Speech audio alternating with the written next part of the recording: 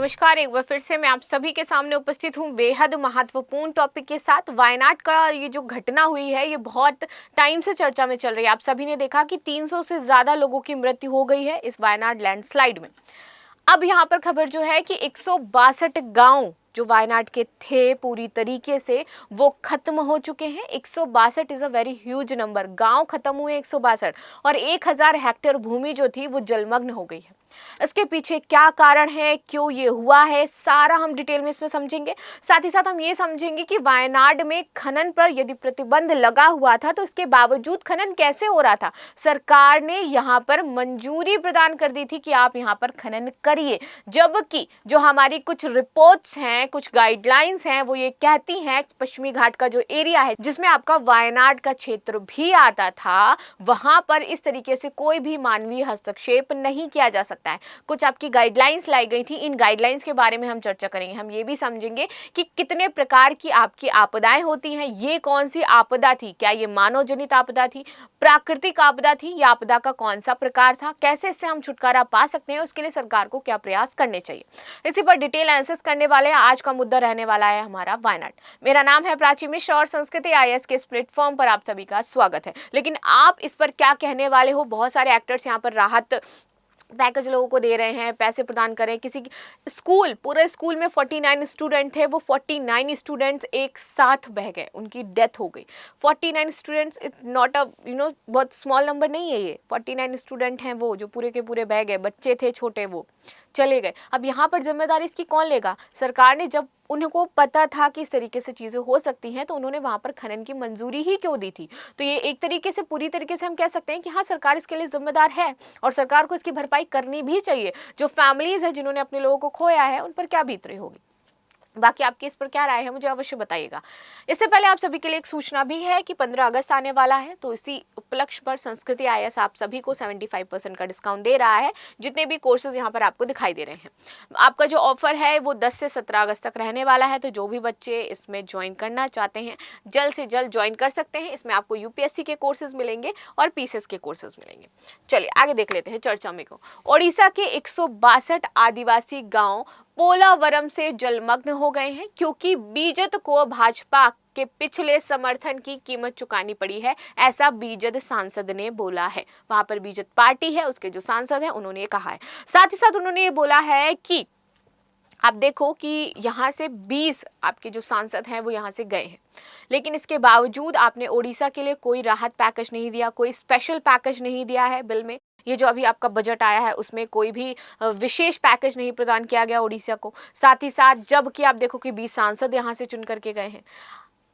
अन्य बात यहाँ पर ये कही जा रही है कि हमें विशेष राज्य का दर्जा देना चाहिए। अब ये जो स्थिति बनी है आप सभी ने देख ही रहे हो, तो आप हमें विशेष राज्य का दर्जा क्यों नहीं प्रदान करते हो? यदि आप विशेष राज्य का दर्जा हमें दोगे तो हम इस एरिया को क्या करेंगे, अच्छे से डेवलप कर सकते हैं।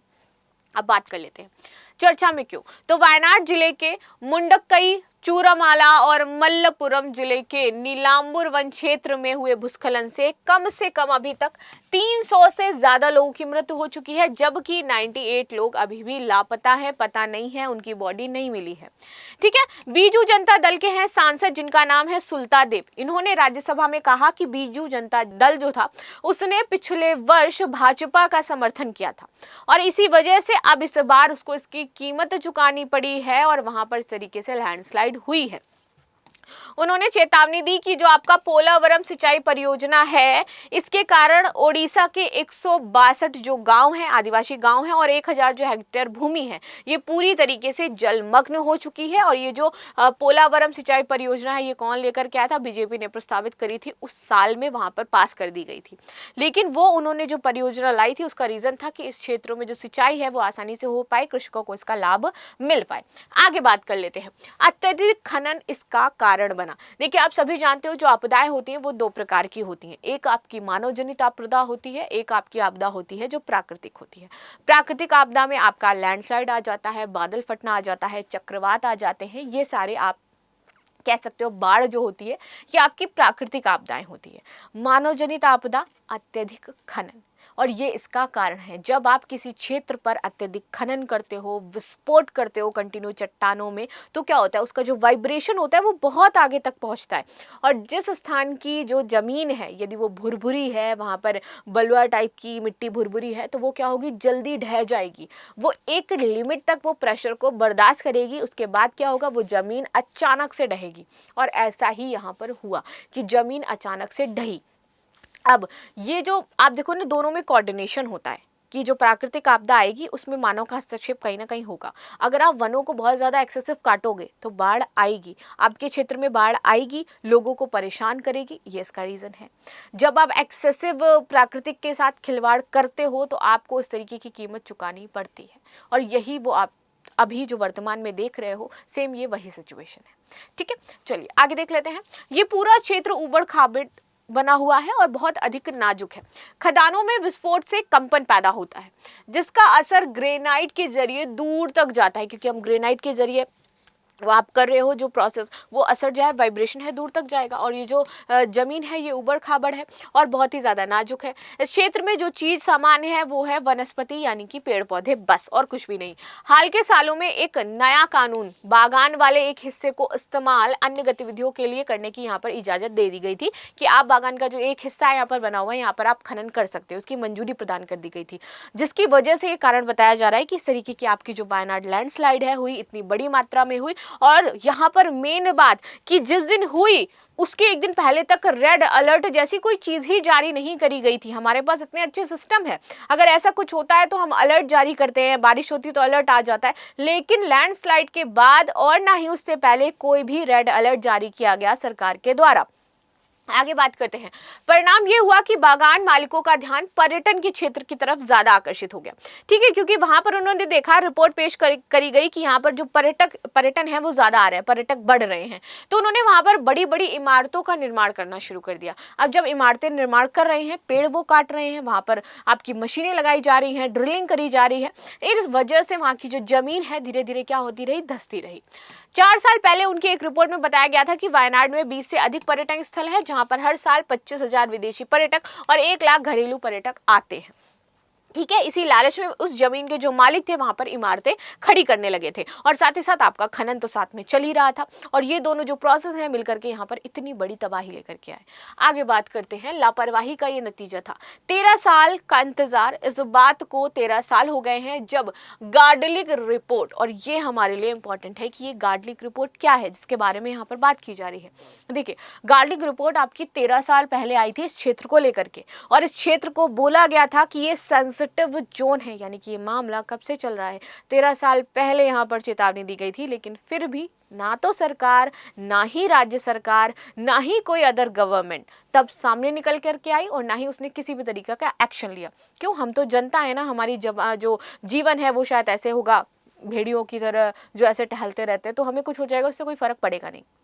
वरना इस चीज़ को पहले से ही देखना चाहिए था। जब 13 साल पहले आपकी गाडगिल रिपोर्ट आई थी, जहां पर पश्चिमी घाट के पर्यावरण के प्रति संवेदनशीलता बताई गई थी और बोला गया था कि यहाँ पर इस तरीके का खनन या फिर जो आप इमारतें बना रहे हो इसकी मंजूरी नहीं देनी चाहिए, यदि आप ऐसा करोगे तो बहुत बड़ी तबाही आ सकती है, जो कि आई भी। ठीक है, ये पता होने के बाद घातक मानवीय गतिविधियों पर रोक लगाना जरूरी हो जाता है। केंद्र सरकार ने मार्च 2014 से अभी तक अधिसूचना के 5 मसौदे जारी किए हैं, लेकिन अंतिम अधिसूचना अभी तक नहीं आई। सिर्फ पेपर पे आपके मसौदे तैयार होते रहे हैं, पेपर पे आपकी गाइडलाइंस लिखती रही हैं, लेकिन उसको कभी वहां पर लागू नहीं करवाया गया, ना ही अंतिम मसौदा आया इसको लेकर के। ठीक है, अब बात कर लेते हैं। इसकी प्रमुख वजह 2 पहाड़ी राज्यों केरल और कर्नाटक का विरोध था। कर्नाटक ये चाहता था कि मसौदा जो है वो अधिसूचना इस आधार पर वापस लिया जाए कि इससे लोगों की आजीविका प्रभावित होगी। और यहाँ पर सिर्फ सरकार नहीं, केंद्र सरकार, जैसे मैंने बोला ना, केंद्र सरकार भी यहाँ पर मेन रीजन है, क्योंकि अब जैसे ही मसौदा आता था तो वहां पर कर्नाटक और केरल को प्रॉब्लम हो जाती थी, क्योंकि वो भी इसमें आते थे। गार्डलिक रिपोर्ट के अकॉर्डिंग वहां पर भी बंद हो जाती मानव गतिविधियां, और वो उनके जो कहते हैं ना कि जीवन जीने के मेन रिसोर्सेज में आता था, आजीविका मिल रही थी उससे लोगों को, और यदि ये आ जाता और मानव हस्तक्षेप सरकार पूरी तरीके से प्रतिबंधित कर देती, लोगों का रोजगार छिन जाता वहां पर। तो इसलिए सरकार के सामने उसको लाने का या फिर उसको इम्प्लीमेंट कराने का कोई दूसरा रास्ता नजर आ नहीं रहा था। सरकार इसलिए फाइनली उसको लेकर के भी नहीं आई ताकि लोगों को आजीविका मिलती रहे। लेकिन आजीविका ऐसी रही, लोगों ने इतना एक्सेसिव यूज किया उसका, हम ही रीजन है, ठीक है, हमने भी उसका इतना ज्यादा एक्सेसिव यूज किया कि वो जो चीज है हमें इस तरीके से सामने निकल करके आती है। ठीक, इससे लोगों की आजीविका प्रभावित होगी। इस मुद्दे पर ढिलाई बरतने जाने की वजह से पेड़ों की कटाई वहां पर शुरू हो गई, खनन हो गया, इमारतों का निर्माण जैसी पर्यावरणीय रूप से जो खतरनाक मानवीय गतिविधियां थी उनको मंजूरी प्रदान की गई। इससे मिट्टी आपकी क्या हो गई, भुरभुरी हो गई और पूरी तरीके से वो क्या हो गई, ढह गई और अस्थिर पाई गई। आगे देखते हैं, केरल ज्यादा संवेदनशील हो क्यों जाता है। देखिए, केरल में परेशानी अधिक इसलिए बढ़ जाती है क्योंकि यहाँ की जो जमीन है वो बहुत ही नाजुक है और यहाँ पर गहरी खाइयां भी बनी हुई हैं। बारिश तेज में तब्दील हो जाती है, जो भी आपकी बारिश आती है यदि वो तेज बारिश में तब्दील हो रही है तो ये जमीन इतनी नाजुक हो जाती है कि वो भारी बारिश सहन नहीं करती है और ये ढह जाती है। इससे निकलने का रास्ता ये सुनिश्चित करना है कि क्या हमारा पारिस्थितिकी तंत्र वास्तव में स्वस्थ है, और अगर है तो किसी भी तरह के जलवायु परिवर्तन को संभाल सकता है। तो इसलिए हमें क्या करना है, अब हमें अपने पारिस्थितिकी तंत्र को लेकर के अच्छी पॉलिसीज का निर्माण करना पड़ेगा, और सिर्फ निर्माण से कुछ नहीं होगा, implementation is the most important thing. जब तक वो नहीं होगा तब तक हम इस तरीके की घटनाएं देखते रहेंगे। आगे बात कर लेते हैं गाडगिल रिपोर्ट के बारे में, जिसमें बताया गया है कि इस संवेदनशील जमीन का प्रबंधन अलग तरीके से किया जाना चाहिए। ठीक है, कि ये जो संवेदनशील जमीन है जिस एरिया में आ रही है, ठीक है, तो उसका जो प्रबंधन होगा वो अच्छे से होना चाहिए क्योंकि ये संवेदनशील हो जाता है। इसमें नाजुक क्षेत्र, मध्यम रूप से नाजुक और कम नाजुक क्षेत्र बनाए गए हैं। तो यहाँ पर वर्गीकृत किया गया है कि आपके नाजुक क्षेत्र हैं, मध्यम रूप से नाजुक क्षेत्र हैं और कम नाजुक क्षेत्र हैं। तो ये तीन यहाँ पर डिवाइडेशन है और तीनों डिवाइडेशन में आपको अलग अलग तरीके से उस क्षेत्र को रेगुलेट करना है। दुख की बात यह है कि पूरा राजनीतिक वर्ग इसका विरोध कर रहा है और खनन पर पूर्ण प्रतिबंध के बाद भी सब कुछ जारी है। वर्ष 2018 के दस्तावेज में खनन, उत्खनन और रेत खनन पर पूरी तरीके से प्रतिबंध लगा हुआ है जिस क्षेत्र में खनन हो रहा है, लेकिन ये लगा किस पे है, सिर्फ और सिर्फ किताबों में लगा है, सिर्फ और सिर्फ दस्तावेजों में लगा है।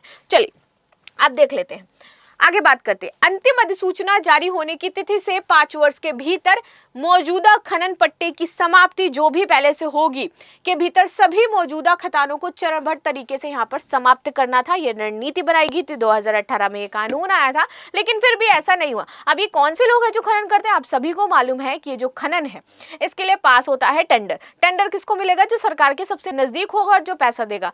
आम जनता का इससे कोई लेना देना है ही नहीं किसी भी तरीके से। पूरा जो ये होता है ये आपके पॉलिटिकल सर्कल में ही होता है। जिसको भी बड़े बड़े ठेके टेंडर मिलते हैं आप देखो कि उनका लिंक सरकार से बहुत अच्छा होता है, वो सरकार का ही पार्ट होते हैं।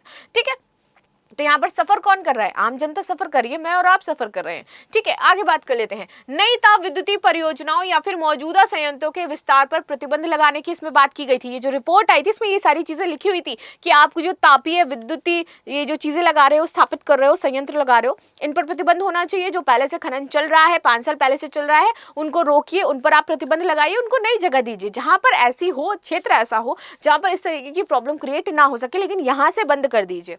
आगे देखते हैं। केंद्रीय प्रदूषण नियंत्रण बोर्ड या राज्य प्रदूषण नियंत्रण बोर्ड द्वारा निर्दिष्ट प्रदूषणकारी उद्योगों के नए या विस्तार पर प्रतिबंध लगाने की सिफारिश की गई थी कि कोई भी नया उद्योग खुलना नहीं चाहिए और उसका विस्तार नहीं होना चाहिए, ये बातें कही गई थी। पश्चिमी घाट पर गाडगिल समिति की रिपोर्ट कहती क्या है आखिर, ठीक है, और पश्चिमी घाट का क्षेत्र आ जाता है यहाँ पर, केरल में आ जाता है पूरी तरीके से, इस पर भी हम बात करेंगे। उड़ीसा भी पार्ट इसमें शामिल है, कर्नाटका भी इसमें शामिल है, कितना कितना क्षेत्र आता है ये सारी चीजें हम देखेंगे। आपकी जो समिति बनाई गई थी 2010 में, इस समिति को नाम दिया गया था पश्चिमी घाट पारिस्थितिकी विशेष पैनल यानी कि WGEEP। ठीक है, इसे पश्चिमी घाट पारिस्थितिकी प्राधिकरण के निर्माण के संबंध में तौर तरीके सुझाने के लिए कहां पर हो सकता है, पश्चिमी घाट की जो पारिस्थितिकी है इसका प्रबंधन कैसे किया जाए, इसे एक पेशेवर निकाय कैसे बनाया जाए, इन सारी चीजों पर ये गठन करना था। इस समिति को बातचीत करनी थी, तब ये समिति आई थी।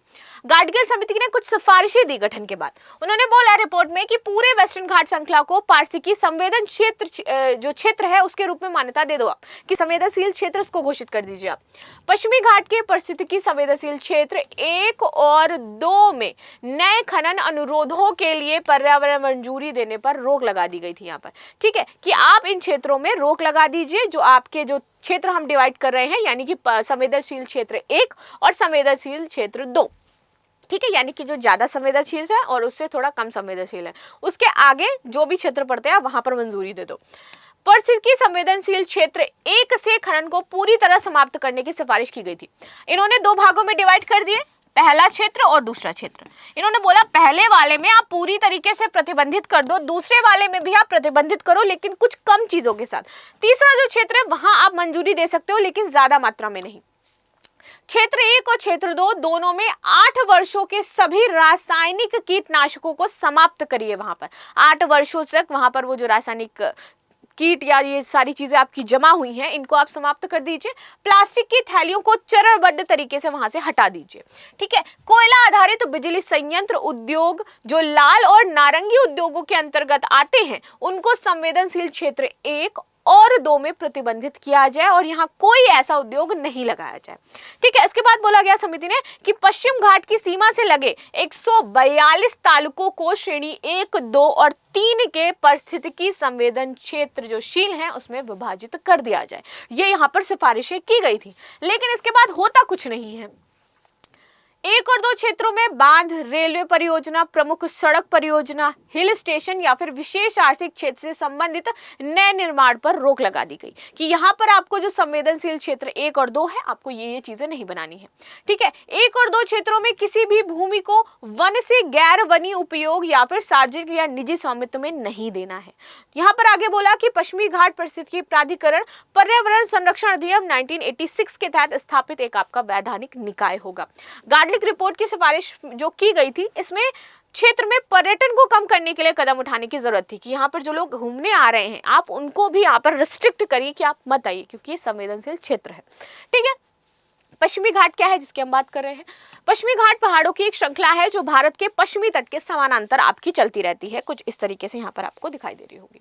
ठीक है, ये 1,40,000 वर्ग किलोमीटर के क्षेत्र को कवर करता है। पर्वत श्रृंखला अपेक्षाकृत निरंतर है, केवल पाल घाट दर्रे पर लगभग 39 किलोमीटर तक यह रुकती है जाकर के। आगे बात करते हैं, पश्चिमी घाट को जैव विविधता, उच्च स्थानिकता या फिर भूविज्ञान, सांस्कृतिक और सौंदर्य शास्त्र के उच्च मूल्य के मामले में विश्व स्तर पर अत्यधिक महत्वपूर्ण माना जाता है। ठीक है, जैव विविधता के मामले में पश्चिम घाट दुनिया में 8 सबसे गर्म हॉटस्पॉट में एक माना जाता है। यहाँ पर प्रजातियां और वनस्पति की बात करें तो यहाँ पर वनस्पतियां 1740 से ज्यादा है। फूलों की बात करें तो 400 प्रजाति यहाँ पर फूलों की मौजूद हैं। पक्षी यहाँ पर 400 ज्यादा प्रजाति के मिलते हैं और अन्य दूसरी प्रजातियां पाई जाती हैं। आगे आते हैं, अब पश्चिमी घाट का विस्तार कहां से कहां तक है ये देख लेते हैं। गुजरात में बात करें तो 449 वर्ग किलोमीटर क्षेत्र तक आपका पश्चिमी घाट आता है। महाराष्ट्र में बात करें तो 17,348 वर्ग किलोमीटर का क्षेत्र है। गोवा में 1,461, कर्नाटक में 20,668 वर्ग किलोमीटर। अब यहां से देख लीजिए, कर्नाटक, केरल, तमिलनाडु में 6,914 वर्ग किलोमीटर, केरल में आ जाता है आपका 9,993 वर्ग किलोमीटर और कुल क्षेत्र जो है वो आपका है कुछ 56,825 वर्ग किलोमीटर का, इनको मिला करके। अब आप देखिए कि किस तरीके से यहाँ पर हमें क्या करना है, इनको संरक्षित करना है, कैसे हमें इन पर जो जोन बनाए गए थे, जोन 1, जोन 2, इनको विभाजित करना है, कैसे यहाँ पर चीज़ों को प्रतिबंधित करना है। सरकार के पास हर एक चीज़ें थी लेकिन उन्होंने किसी भी सिफारिशों का समर्थन नहीं किया, ना ही उसको लागू किया और फाइनली हम ये वायनाड जैसी घटना जो है वो देख रहे हैं। साथ ही साथ हम यहाँ पर आर्थिक बात कही गई थी कि जो अब है आप इसको क्या करिए कि हमें विशेष आर्थिक या तो पैकेज दे दीजिए इसके बाद, या फिर हमें विशेष आर्थिक राज्य का दर्जा दे दीजिए। तो ऐसा भी कुछ देखने को नहीं मिला है अभी तक सरकार की तरफ से। आगे देखते हैं कि क्या चीज़ें होने वाली है। मिलते हैं नेक्स्ट क्लास में। आप सभी की इस पर क्या राय है मुझे अवश्य बताइएगा। Thank you so much. Like and subscribe करना बिल्कुल भी ना भूलें। Thank you so much.